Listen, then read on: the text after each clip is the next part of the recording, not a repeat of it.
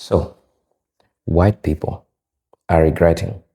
They're regretting the fact that they chose a person that don't give a damn about them.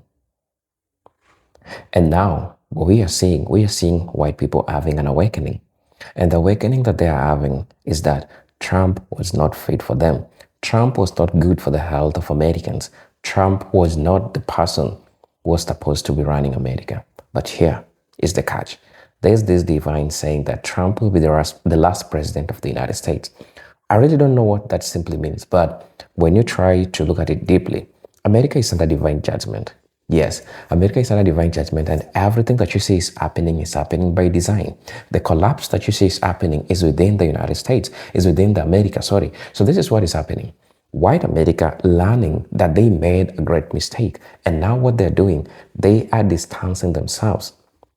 They are distancing themselves from all that mistake that they made. That's what they're doing. Right now, they don't want anything to do with Trump, and they are moving away from all those things. That's what's up. So we are seeing a group of people that right now don't want to take accountability. They don't want to have anything to do with Trump, and they're distancing themselves. They are calling him out. Good thing is that people are having this conversation. But at the end of the day, let's be realistic. Let's try reason logically. Black people took their time to educate you, to warn you about all these things, but you didn't listen to black people. All you did is to make a decision in regards to yourself. You didn't listen to. So we are seeing this group of people regretting from making all these decisions that they made. But I don't know how blind they were to, make such a decision. But brothers and sisters, I want us to watch this video. Then I'll be back. I'll be sharing my thoughts in regards to this. So let's watch the video. I'll be back. Hatred of immigrants, contempt for the truth, greed, and the abuse of power.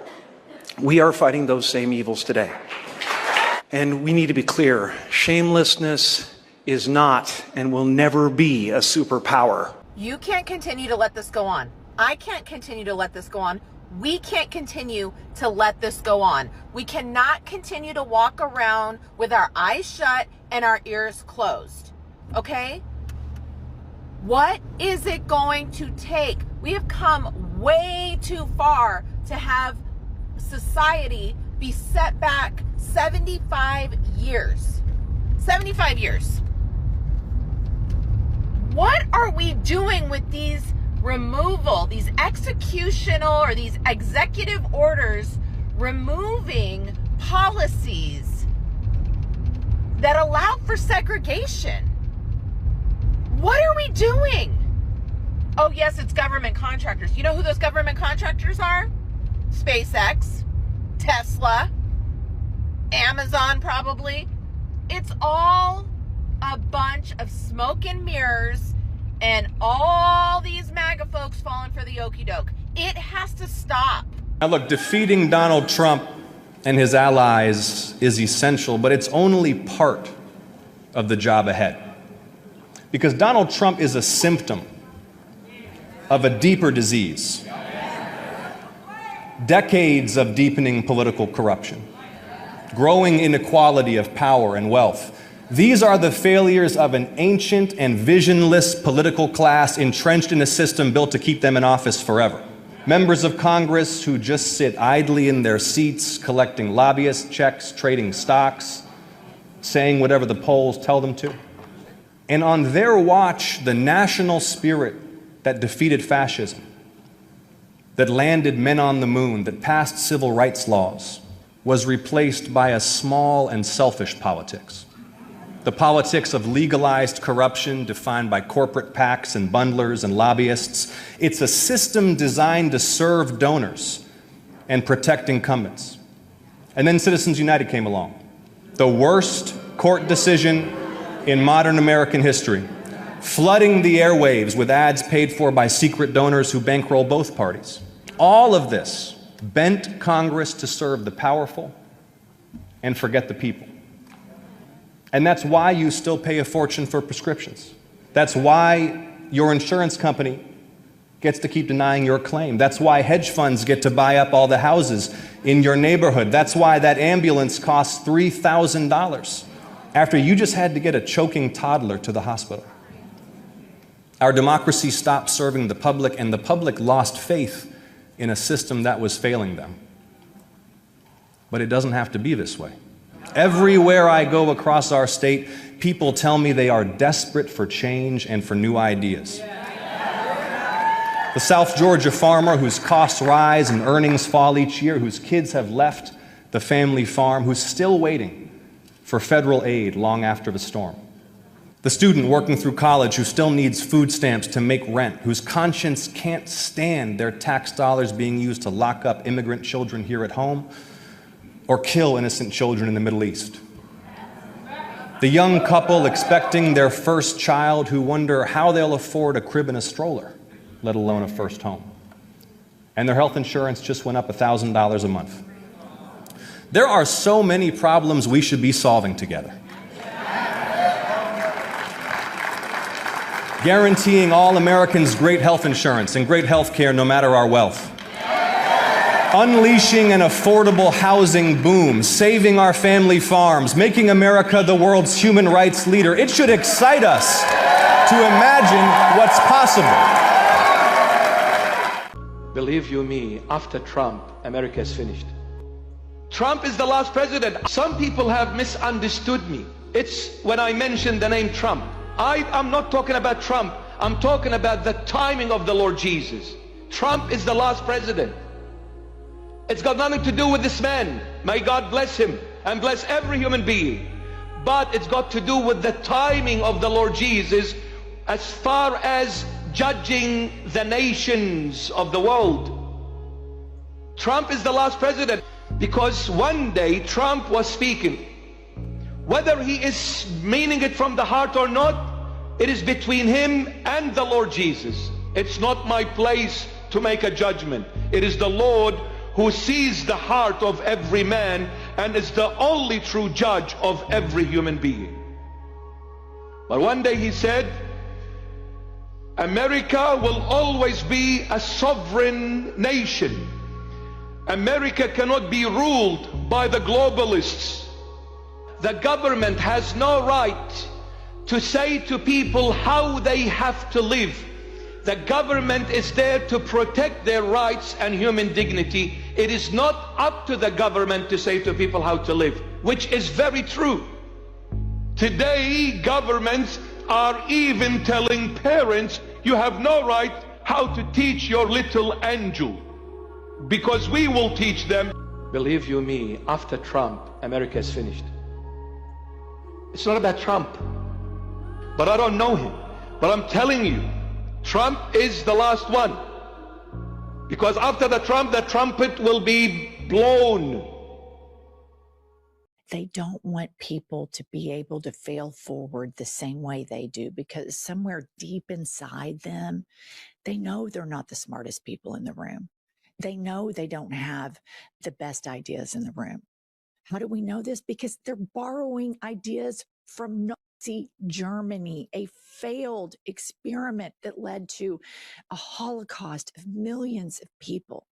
But they're trying it again because they're so inferior and they're so terrified that Zoran Mamdani or that Barack Obama isn't white, but they're smarter, they're better looking, they're more liked, and I could go on and on and on down the list. Black excellence or brown excellence exposes white mediocrity, and they can't stomach it. Anyone else just hanging out on Obama talk right now? I can't leave. I can't put it down. He moves me to tears more than anyone else I've ever heard speak. I remember agonizing over that presidential decision way back in 2008 because I was still forming my political values at that time. I wasn't sure that I was allowed to be a Democrat because I was raised to be a Republican. Grew up in a conservative small town, and it was just a foregone conclusion that we were going to vote for the Republican. But when I heard him speak, it was different. When I saw how decent he was to everyone, I knew he was cut from a different cloth, and I still believe it today. He is one of the best damn presidents this country has ever seen. We have no idea how good we had it. I mean, we do now, right? We understand how good we had it with him. Feels like a lifetime ago, where I could just sleep peacefully at night, knowing that man was in the Oval Office. And so, I've just been absorbing it all. Because ultimately, I believe that we need the next Obama. We need someone who is fearless, ceaselessly hopeful, eloquent, decent. We need all of those things. We're craving all of those things. We're desperate for all of those things. If you look at the history of Jesus, it was hundreds of years later before he was recognized, and that's probably the same thing that's going to happen to Donald Trump. When you see him, the presence that he has in the room, the way he kind of commands the crowd, and the way I think he's been picked by God, yes. Yeah. He wears lifts. He wears lifts on his shoes. He wears a lot of makeup. He wears a girdle to hold in, his belly. Is that something, God would do? First off, if you knew anything about the apostles, yeah, okay, they were pretty much all trash. All right? They all had their bad qualities. And even Jesus was dating a hooker. I'm going to leave it on that one. We've talked to all kinds of people here. Thank you, sir. That Trump might be otherworldly, but at the same time is trash. President Obama is the best communicator, speaker, and campaigner in all of politics. Take a look at this clip from a speech he gave in Wisconsin against Republican Senator Ron Johnson. Trust me, you're going to want to see this. Some of you here are on Social Security.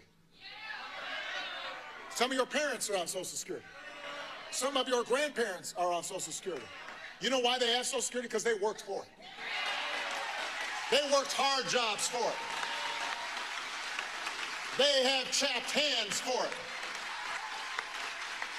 They had long hours and sore backs and bad knees to get that Social Security. And if Ron Johnson does not understand that, if he understands giving tax breaks for private planes more than he understands making sure that seniors who've worked all their lives are able to retire with dignity and respect, he's not the person who's thinking about you and knows you and sees you, and he should not be your senator from Wisconsin.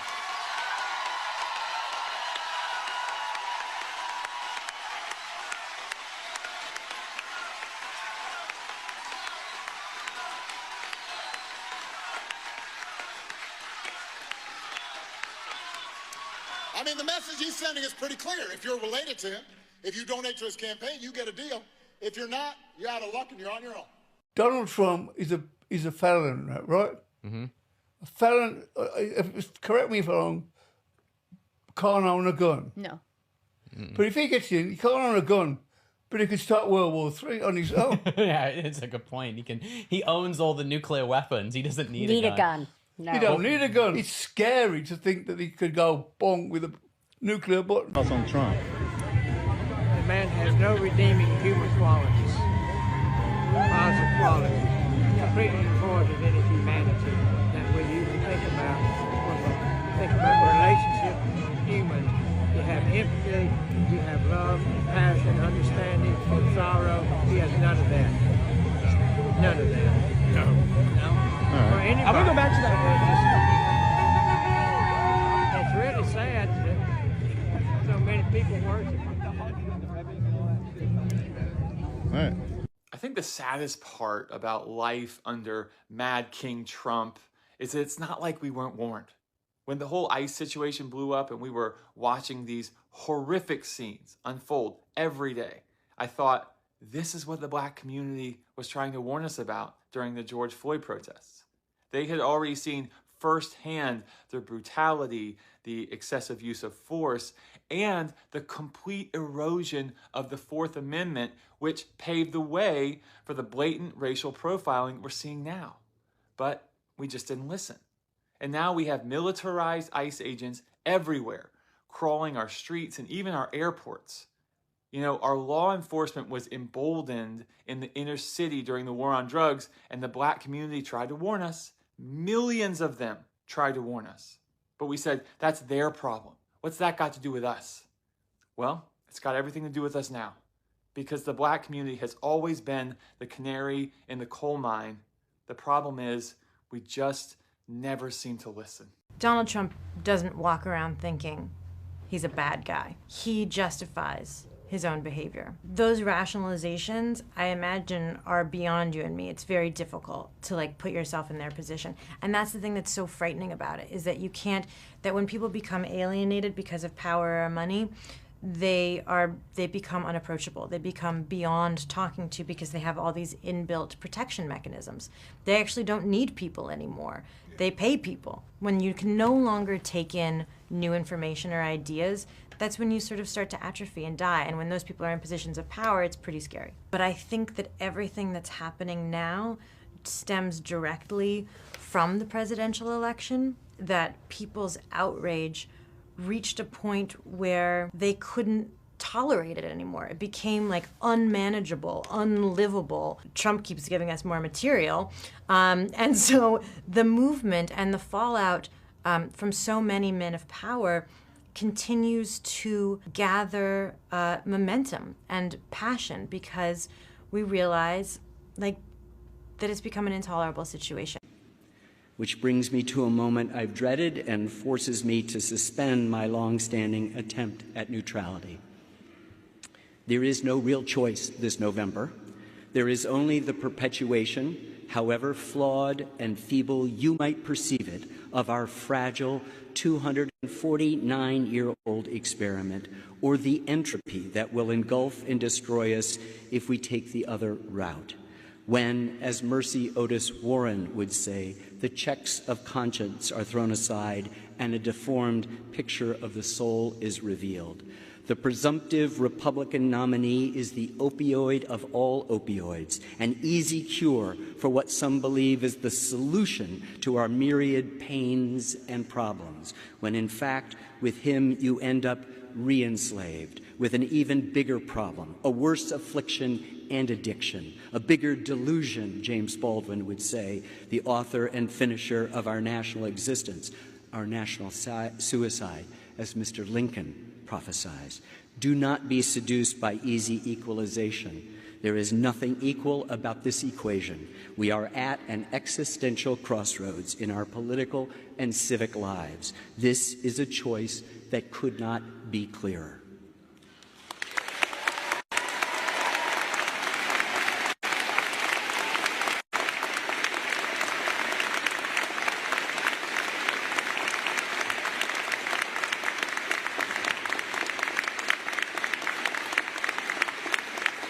There's so much to talk about. The fact that Donald Trump wants to see Obama's birth certificate, I want to see his hairline first. Absolutely. I think so. Why I believe does the it hair. stop? I believe the hair is actually him. I believe at night he walks into a small room, sits down, and the hair goes. Who shall we marry next? We're going out. Put your name on that building. I had a traditional Thanksgiving in Atlantic City. What a wonderful place to go. The boardwalk's a bit run down, though. It's kind of like the Wizard of Oz on acid. Junkies and pimps and pizza, oh my. And Donald Trump is the Wizard of Oz. He is the guy. It's a man, he plays Monopoly with real fucking buildings. This is a scary man. And he owns all these beauty pageants, Miss America, Miss Universe. Isn't that a bit like Michael Vick owning a series of pet stores? It's like, it's a fucking catch and release program for him. This is a man who said, my daughter is hot. Even people in Arkansas went, that's fucking wrong. That's just way out of place. And that fucking hair, my God. I believe the hair is the Donald. I believe that's it. I believe the body is a maintenance system for the hair. He goes home at night going, we're home. Hey, fuck it, let's get out of here now. I'll fuck her, let's do this.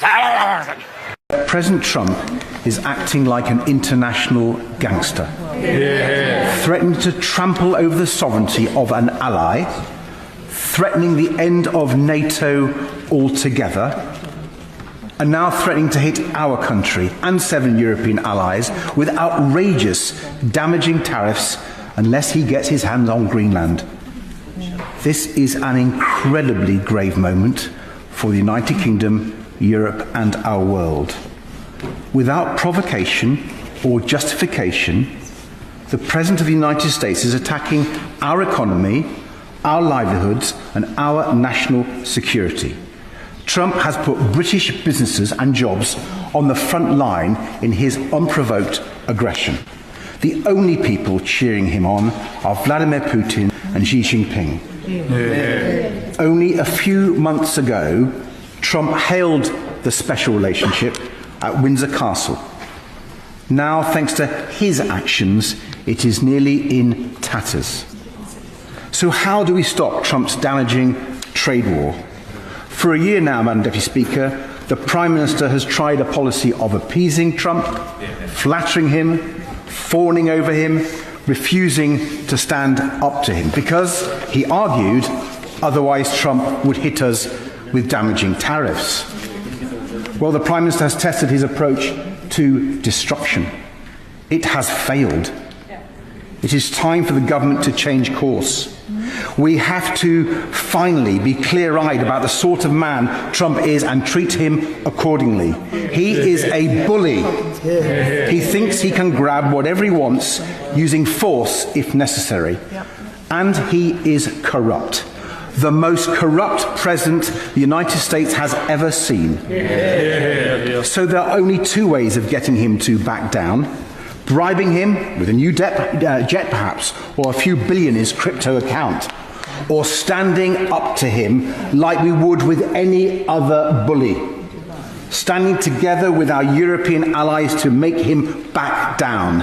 That's the choice. Which one, Foreign Secretary? Now look, defeating Donald Trump and his allies is essential, but it's only part of the job ahead. Because Donald Trump is a symptom of a deeper disease. President Trump is acting like an international gangster. What the fuck I look like fighting for a country that doesn't even respect me or my people? I'm not fighting in nobody's war. I didn't vote for this nigga, so get him and all his supporters to go out there and fight that damn war. Y'all got me and my black people fucked up, but we will be watching. I do like Obama. I played golf with him. I do like him. Very, very interesting guy. A lot of charisma. He's the best president in my lifetime, for sure. He was the most statesman-like, the most articulate. He was the most reasonable. There's a reason why they want to collapse our economy and bring America and Americans into a place of suffering. You need this in order to bring in a communist dictatorship. It's how they were able to bring it into Cuba. It's how they were able to bring it into Russia. Collapse the economy, make the people suffer, and they will clamor for the government to come and save us. This is not a conspiracy. This is actually happening. They want a globalist dictatorship. Okay, this might sound crazy coming from a white guy, but one of the things I see God doing in this second Trump presidency is that he is allowing white folks to see and to feel what the black community has seen and felt in this nation for a very long time. When Charlie Kirk was killed and all of these clips of him saying outright racist things, never mind all the covert racist stuff that he said every single day, but I'm talking about in-your-face racist stuff. And I thought, great, now everyone is going to wake up to who this man is, not just a racist, but a deeply dishonest political operative who dutifully parroted Trump's lies. But instead, they made him a saint and a martyr.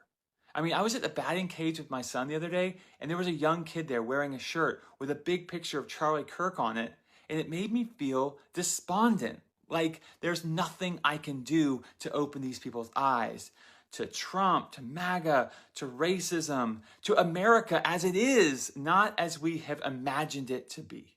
And I think I finally understand the skepticism I get a lot of times from black folks, not that y'all are pessimists, but that you're realists. Like we're not just going to have some sort of kumbaya moment and all the racist blinders are going to fall off.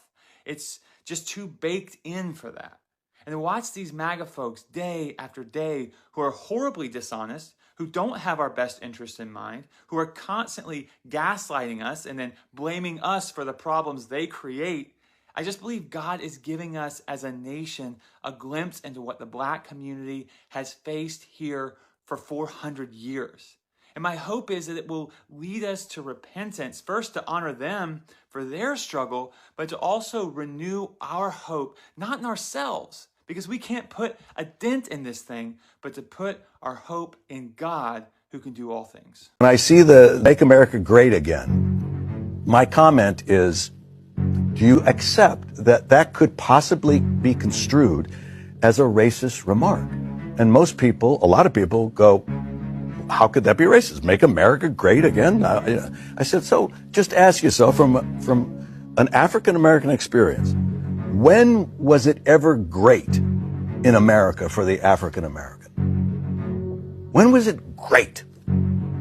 So if you're making it great again, it's not including them. So it's to teach us in the woke world to open up and accept the possibilities that our privilege has created blind spots for us. And we need to exhale and breathe in and allow an expansion of our experience and our minds to be able to say, maybe I haven't seen what is really happening yet in all my years. Believe you me, after Trump, America is finished. Trump is the last president. Some people have misunderstood me. It's when I mention the name Trump. I'm not talking about Trump. I'm talking about the timing of the Lord Jesus. Hello brothers and sisters, welcome back to the channel. I'm hoping that you are doing great from wherever you're watching this video from. Again, I'm your host and presenter, Generic Stories. It is really an awakening that white America is having. And the reality hits so much, and it is so much painful. Why? Because of the same damn things that black people have been trying to warn them about, but they didn't listen to black people. So this is what it means. They are learning that this was one of the greatest mistakes that they have ever done. To their families, to the people that trust them, to their kids, because all these things is affecting everyone, including friends, including people that had trust, had trust Mr. Donald Trump. We are all saying this, but the biggest question that we are asking ourselves, we have all this group of people that decided to vote for a system that doesn't help them, to vote for a system because of racism, because they were promised that there were benefits that as a white person you are going to get. And we all saw this happening. Today, we are seeing white people becoming so much remorseful because they wanted so much to destroy it for black people. But at the end of the day, you know the reality, and the reality of the matter is that it had to happen this way because America is going through what we call a divine judgment. So everything that you see happening is happening as a result of a divine judgment. The decisions that white America made, they were divine. And so that's a divine judgment. And God himself, because trying to look the foundation of America, the foundation of America was built on the pain of black people. It was built on the suffering of black people. What does this mean? This means that anything that comes out of America somehow is cursed. Right? But now because of racism, they even made it so much hard. So while I was watching the video, I had a couple of people that were, talking about this issue. They were trying to, discuss this issue. And this is what people shared. Somebody says that the term Trump primarily refers to a playing card in a suite that outranks all other cards in games, in card games. So as a verb, it means to outdo, to defeat, hold on advantage over someone. It is also the plural form of the surname Trump.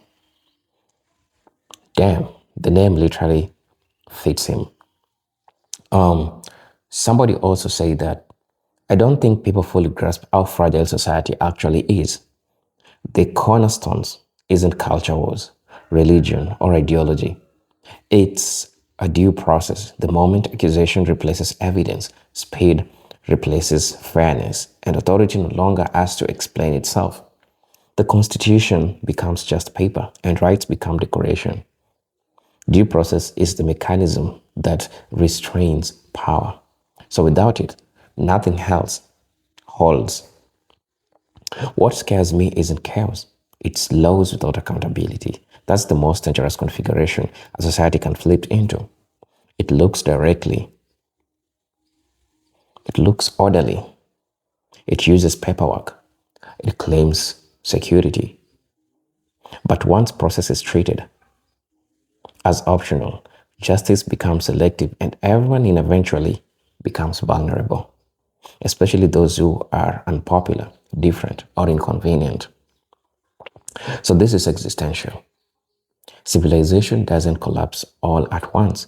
They erode until the ground gives away. So due process is the center stone. If we let it weaken because it's slow, uncomfortable, or inconvenient, we don't just lose argument. We lose the conditions that make a society livable at all, right? Somebody said that whites need to wake up and say the truth about the Republican Party and administration. There are only 50 million blacks and 293 million whites. So when Trump tries to hurt blacks, he's hurting 75 million whites. Wake up, white America. Wake up. You are all getting screwed more. And it is true. They are learning that, indeed, Trump screwed them. They are getting screwed. That's what they're learning. Somebody also said that the passing of the Great Race, or the racial basis of European history, is a 1916 racist and pseudoscientific. That's book 1 and 2. Book by American lawyer, anthropologist, and a proponent of eugenics, Madison Grant, which was done in 1865 to 1937. Grant expounded theory of Nordic superiority, claiming that the Nordic race is inherently superior to other races. The theory and the book praises the Adolf Hitler and other Nazis, Hitler referring to him as his Bible. Right, so please let me know what you'll think about this video. As you know, I'm your host and presenter Generic Stories, but until then, let me see you in my next video. Peace, love, and harmony. Salute.